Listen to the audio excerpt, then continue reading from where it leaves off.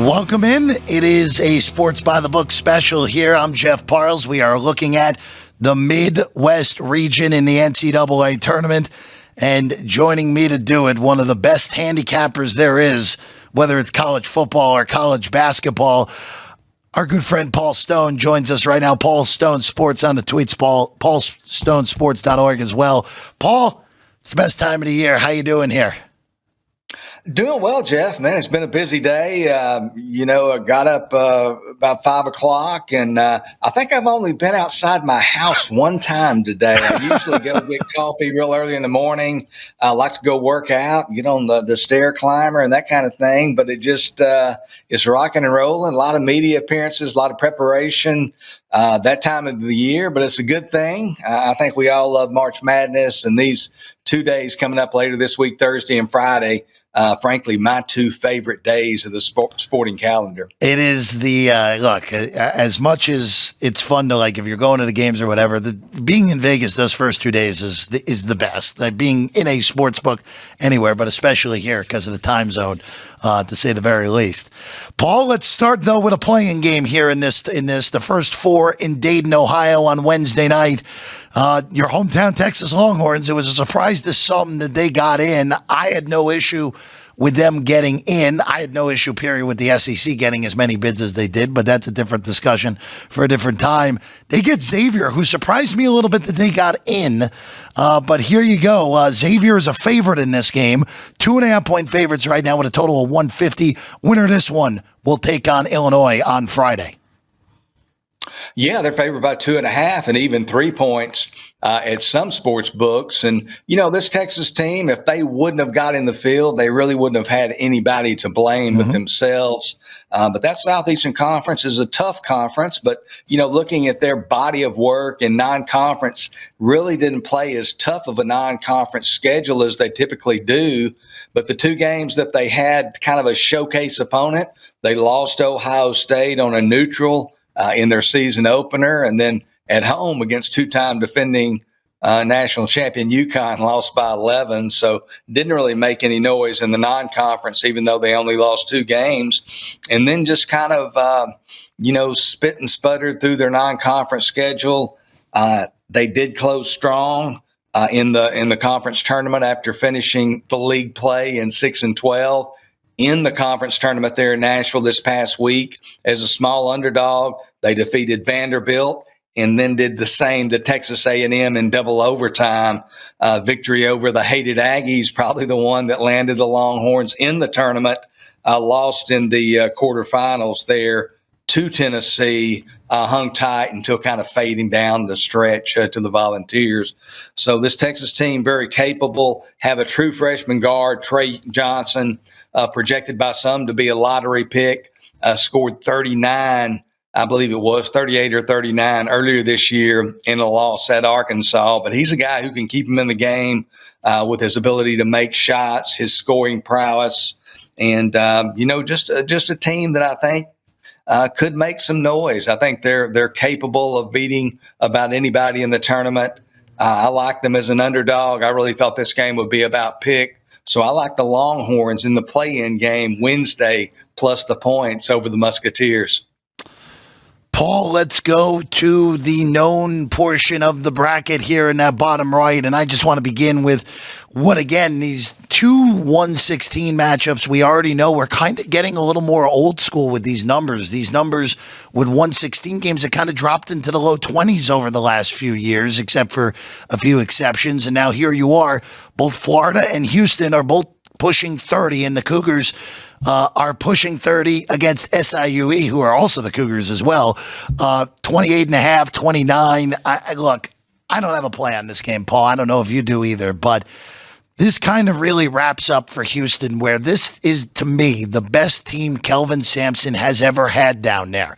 They are a top 5 3-point shooting team. They're an elite defensive team, as they always are.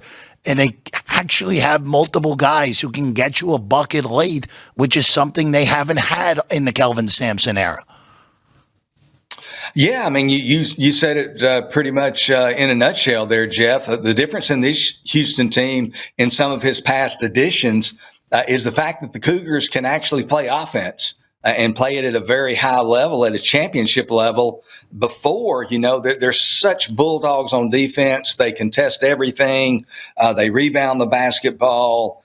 They just fight, scratch, and claw and push and whatever. I mean, they're just relentless on the defensive end, but they've really only had maybe one score, maybe a second guy in good years and that type of thing. But now they can really hurt you on offense as well. I won't have a play in this opening round game, but I think you summed up the difference in this year's Cougar team compared to some of those recent past editions that have been really good. But this is a more complete Houston team, in my opinion. Let's go to the Battle of the Bulldogs next in that 8-9 game. Georgia gets in pretty easily when it's all said and done. And Gonzaga wins the WCC tournament. They don't really move based off of where the projection has been for a while now. 6.5 in this one. Intriguing game. Winner will get Houston, barring a historic upset in round one. Yeah, kind of odd here with the Zags. I mean, they were, I think, as high as 10 in Ken Palm's rankings, and here they are, an 8 seed in the Midwest region. But this is a game that I do have a play on, and I like the Georgia Bulldogs of the Southeastern Conference for plus the points, plus the 6.5. First of all, you have to respect everything that Mark Few has done there in Spokane at Gonzaga. 26 straight appearances in the NCAA tournament, played for the national championship in both 2017 and 2021. But I'm not sure this is one of his finer teams, if you will. Don't get me wrong. They are good, but I don't think they're really scary good. The Zags, they've certainly performed below market expectations for much of the season. Case in point, since the beginning of December, Gonzaga just 7-15 overall against the spread. As far as Georgia and the NCAA tournament, the Dogs were on the outside looking in much of the season, but they closed the regular season with 4 straight victories, 3 of those over teams in the NCAA tournament. Of course, the highlight victory of those being an 88-83 victory at home over Florida there on February 25th, a game that they really got out to a lightning quick start and then kind of held on for dear life there towards the end. I'll take the ascending team that has those SEC battle scars, if you will, getting a half a dozen and change. Give me Georgia plus 6.5 over Gonzaga. This is a very interesting game. I think Gonzaga is going to be one of those teams, and we'll talk about you. We talked about UConn earlier in the West. That people just see the name and will blindly like, oh, why are they an 8 seed? Mark Few's been to the Sweet 16 a decade in a row, which, by the way, if Gonzaga finds a way to the Sweet 16, they will break the record for most consecutive Sweet 16 appearances, which is bananas for that being the school, would be the one that could hold that record. But man, I'm kind of with you. This is a lot of points. A good Georgia team here is a 6.5 point underdog. We now go to the 5-12-13-4 pod here. We start with the 5-12 game. Clemson and McNeese State, these games in Providence on Thursday. McNeese made the tournament last year and got vaporized by Gonzaga, just a game that was never competitive. Clemson, of course, almost made the Final Four a year ago as a 6 seed, got all the way to the Elite Eight before losing to Alabama there. Paul, this is 7.5 with the Clemson Tigers with a total of 134.5. This is a midday game on Thursday.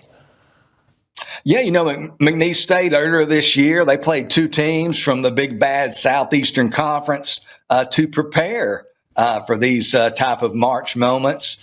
They first of all, on November 11th, they traveled to Tuscaloosa, played Alabama. They hung around throughout that game, eventually lost by 8, 72-64. And then 1 month later, McNeese State played Mississippi State in that basketball hotbed of Tupelo, Mississippi. Out of a neutral site game, I guess a home neutral for Mississippi State. And they led the Bulldogs by 3 points with under 5.5 minutes to go. Ultimately lost by 3, 66-63, but highly competitive in both of those games. So McNeese, the champions of the Southland Conference, they are somewhat battle-tested. I'll tell you, an injury, certainly not on the level of Cooper Flagg, but it should be getting some recognition and some conversation, especially among sports bettors. But Clemson's not the same team in this tournament. Their guard, Dylan Hunter, 23 minutes a game only, but he broke his hand and he is out for the season. He had started 9 of their previous 12 games, but this is a guy, although he only averaged 5.4 points a game, he became their most reliable ball handler down the stretch, has an assist to turnover ratio of almost 4-1. Also probably their best shutdown defender, there at the guard position. It's a tough blow for Clemson. They're going to miss Dylan Hunter. I like McNeese State plus 7.5. And after getting blown out last year by Gonzaga, is kind of a trendy underdog. Maybe this year will be the year that McNeese pulls off the upset. It's very possible. Usually we do see teams like this that get blasted in that first tournament, at least get within the number of the second go around. If they don't win, I mean, it wouldn't shock me. But again, 7.5 feels like a lot in that one. And then another game in that pod, High Point is an 8-point underdog against Purdue. Now, I am not a big believer in this Purdue team, Paul. I think they should have been where Michigan was slotted, which, boy, Michigan was given no favors by the committee after winning the Big Ten tournament. High Point, a highly efficient offensive team, a team that finally busted through and won that conference tournament in the Big South. Paul, they're 25th in the country on offense, High Point. They're 222nd on defense on KenPom. It's just a matter of getting enough stops for these guys against Purdue, getting 8 in a total of 153.5. Yeah, this is a team in High Point that I was really looking at in the early non-conference. They stumbled a little bit in conference, obviously won their conference tournament, but they are an offensive team. I was trying to find some notes here, but I think they beat North Texas. They did beat North Texas by 5 points in the non-conference. So they have beaten, a quality team there. Certainly not North Texas, not the quality of Purdue.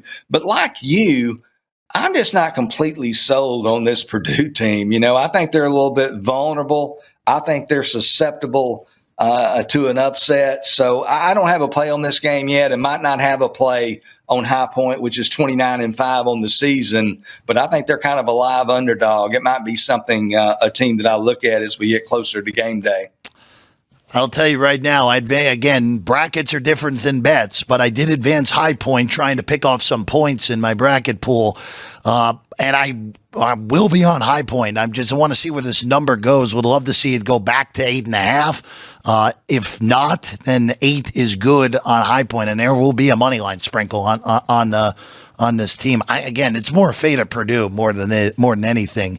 But High Point, I will say, if they pull the upset, whoever they play in round 2, do not bet them in round 2, because the teams with bad defenses and that are these lower seeds, usually it's one upset and then they get blasted in game 2. So at least be on the lookout. Even if McNeese were to pull an upset over Clemson in a 12-5 scenario.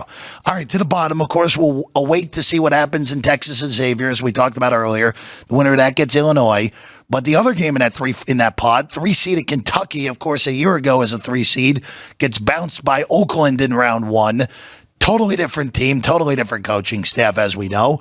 They get Detroit Trojans, who, look, that Sun Belt Conference, Paul, was a pretty reasonable conference with 4 legitimate NCAA quality teams, and Troy went through it pretty easily, in all honesty, and right now they're 10.5-point dogs against Kentucky. This is a Friday game in Milwaukee. Yeah, Troy, they played the likes in non-conference of Arkansas, Oregon, and Houston to get ready for this moment. John Calipari had some really positive things to say about the Trojans after Arkansas held them off, beat them by 16. It was a little bit closer, I think, early in the second half in that non-conference game. But Troy's kind of a feisty opponent. They get after you, and they defend quite well, and they're a team that could, could they be that 14 seed that makes some noise in that opening game Friday in Milwaukee? I don't have a bet on this game at the present, But Troy's is interesting. Kentucky's a team that they're mostly healthy. They did lose the guard. Lamont Butler will play. Yep, no Jackson Robinson. That's the one who's done. But Lamont Butler will be ready to go. Out for the year. They will get apparently their point guard, Lamont Butler, who's kind of the glue of that team, in my opinion, back for the tournament. So Troy will have to deal with him. Kentucky obviously can shoot that three-pointer when they get it going. But a game I don't have a play on again, but a game that really is interesting, just the kind of game that makes the first couple of days of the NCAA tournament what it's all about. Let's go to Lexington. No, Kentucky's not playing there. This is the Tennessee portion of the bracket. But we start with the 7-10 game, which is UCLA and Utah State. Utah State, to me, is pretty fortunate to not have to go to Dayton. They just missed out on that. They get UCLA, who, Paul, has been awful outside of the western portion of the country this year. Only 2 wins east of the state of Arizona this year. But again, this game is in Lexington. They're playing a Mountain West team. I think this is as good of a draw that UCLA could have asked for, Paul, and I get why the market has bet the Bruins up to 5.5 points now, favored by over Utah State with a total of 145. Yeah, UCLA was really a team that I was looking to fade in the first round, but you always wait for those matchups, Jeff. And I just think Utah State, although they started out, at 16-1, and really played good basketball at times. I just don't know, losing 3 of their final 5 games as they enter the tournament. I'm just not sure about their current trajectory. I like to look at the underdog. And again, I was looking to fade UCLA.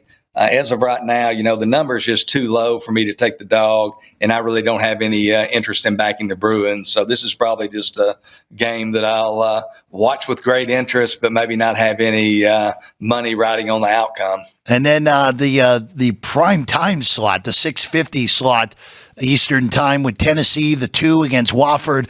Wofford, again, for the SoCon, and this happens, and it didn't happen as much this year.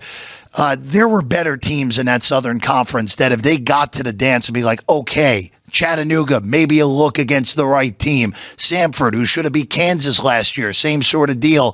Wofford was not one of them, but they got through the conference tournament.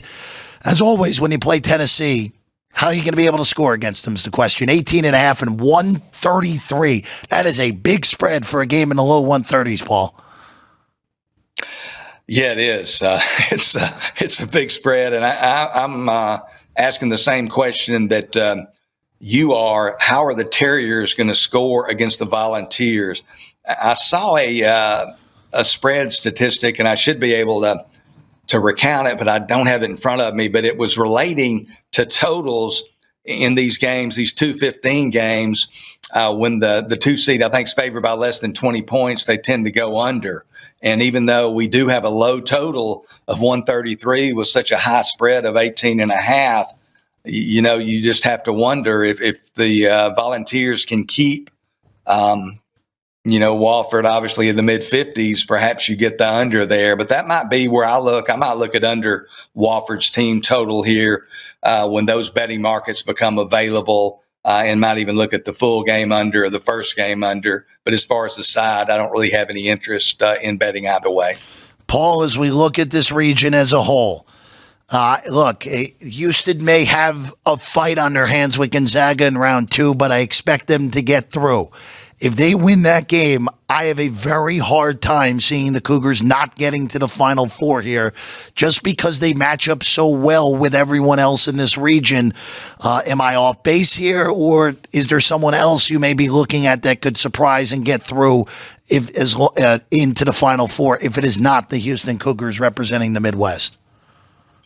I mean, when you look at it and you look at the teams in the Midwest region, Jeff, I've got to agree with you. I mean, Houston they're the top seed, the number 1 seed for a reason. They have the best resume through, 35 games or 34 games. So they look to be the best. But to me, I haven't examined. I'm more of a grinder. I'm more of a game-to-game bettor. I do have some future tickets on a handful of teams to win it all, but I'm a game-to-game guy and don't bet the regional winners per se. But I think this is it's difficult to pick who the team might be. But I think it's kind of a region where somebody could maybe slip in there. Houston, even though they are deserving or maybe the most vulnerable 1 seed, you have teams in this region that we've mentioned, behind them, Tennessee, Kentucky, Purdue, and Clemson in that order as far as the seeding. All really good teams, but all seem gettable. So, you could have a team potentially, and it's difficult to identify who that team is, maybe come from down the list a little bit. Illinois, they've been extremely erratic. There was a time 45 days ago that I thought the Fighting Illini might be a team that could win it all. But their erraticism has certainly shown through, but it's ceiling. The Fighting Illini might be higher than any of the other 6 seeds. And then, again, we've talked about Mark Few. This is not his best edition, but nobody's going to be lining up to play the Zags and the Longhorns. It'd be a long shot to expect them to win the whole region. But at the same time, they have competed, lost a lot of close games in the very competitive SEC conference. So, this is a conference where Houston's certainly the cream of the crop. But when all's said and done, maybe somebody will slip up and win the whole thing and surprise them, win the whole region. But it's just difficult to pinpoint who that team might be. So it's hard to, stray away from the chalk, I guess. Yeah, look, and this has been a theme in these previews. This feels like a year where chalk is just going to prevail. And I know a lot of people love picking upsets. A lot of people love the Cinderella, but I just have a hard time seeing a Final Four that isn't a collection of 1s and 2s this year. That's just the cream of the crop at the top. Might be the best 1 through 8 I can remember, just based off quality. I mean, it is that good at the top this year. It's part of the reason that I think I like as much chalk as I do when we get to the end. He's Paul Stone, Paul Stone Sports on the tweets, and paulstonesports.org as well. One of the best handicappers there is college football, college hoops. Always love getting a chance to talk with him. Paul, pleasure. Enjoy the tournament. I'm sure we'll talk again before the dance is over. Absolutely, Jeff. Best of luck to you and everybody listening and watching, and hope all your bets cash. We have more previews coming your way. If you're on the YouTube page right now, just click right below. The West, the East, the South, all available as well. And this has been the Midwest Preview. I'm Jeff Parles. Again, if you're not subscribing to the Sports by the Book channel, please just hit that subscribe button. Hi, everyone. I'm Jeff Parles. And I'm Alex White. Thank you for watching this clip of Sports by the Book. Please like the video, comment, and subscribe. We live stream the show right here every day on this channel. Also, you can catch the podcast version on your favorite podcast platform. All the links are in the description below. We appreciate you, and we'll see you next time.